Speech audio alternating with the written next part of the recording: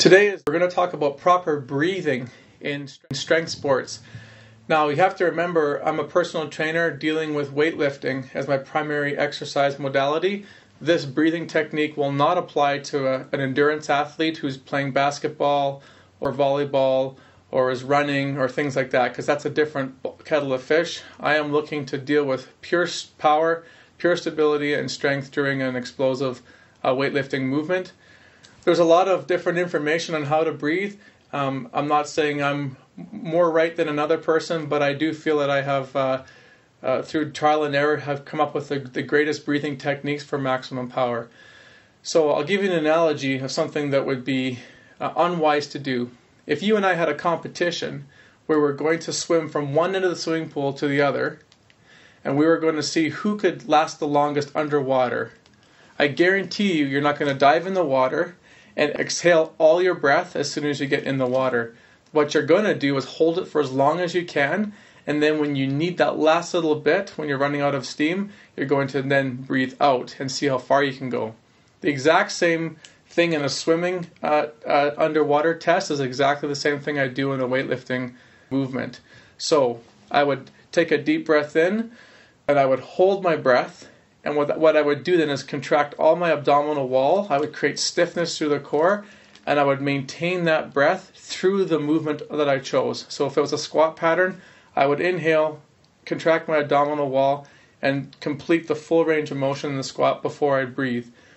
I always breathe in my exercises in the safest position, which would be the position where the joints are not under contraction or in their stretch positions. So in a squat, I would breathe at the top, standing here. If I had the bar on my shoulders, I would take my breaths here. When I was ready, I would inhale, stiffen my core, hold it through the whole range of motion, and then come back up. If I was doing a bench press, I would do the same thing. I'd take the bar off the rack. I would take a deep breath in. I would hold it, stiffen my upper body and my core, do the bench press, then exhale and take another breath. So one thing I do not do is I do not hold the breath through 10 repetitions, because I would probably pass out from lack of oxygen. But I will inhale always when I'm in my safest positions, which in a squat would be standing and a bench press would be in the lockout position. But I would never inhale in an unsafe position where I'm under full contraction of the weight. In movements where there's lots of repetitions that are cardio-like in nature, for example, a kettlebell swing. With kettlebell swings, if you do 25 in a row, it's impossible to stiffen or to hold your breath through 25 reps. It's also impossible, it's not wise to stop halfway through and restart. You want to continue the full swing. So in a kettlebell swing, how I would do it was I would keep my core completely stiff, and I would take breaths through the range of motion. But I would never ever lose abdominal stiffness through the whole exercise. Many people in the gym industry right now, the way they breathe is they will inhale, and then when they go to press an exercise or exert through an exercise in a range of motion, they then exhale. So in a bicep curl, for example, it would look like this. They would inhale, and then they would start to curl and exhale. And then they would go down, then they would inhale again, and they would exhale.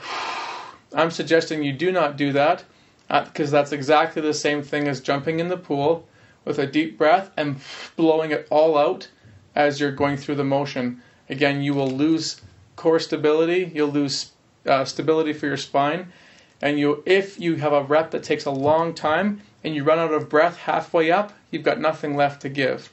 The way I would do it, I would hold my breath the whole time. So I take a deep breath in, I would hold it, and I'd maximally exert against that weight without ever letting go of my breath until I finish at the top. At this point, I could either exhale or I could hold my breath and just let it back down to the beginning again, and then breathe from there. Any of the exercises you do, again, make sure that you do not exhale during the exercise. Make sure that you hold your breath until you're in a safe position to breathe again.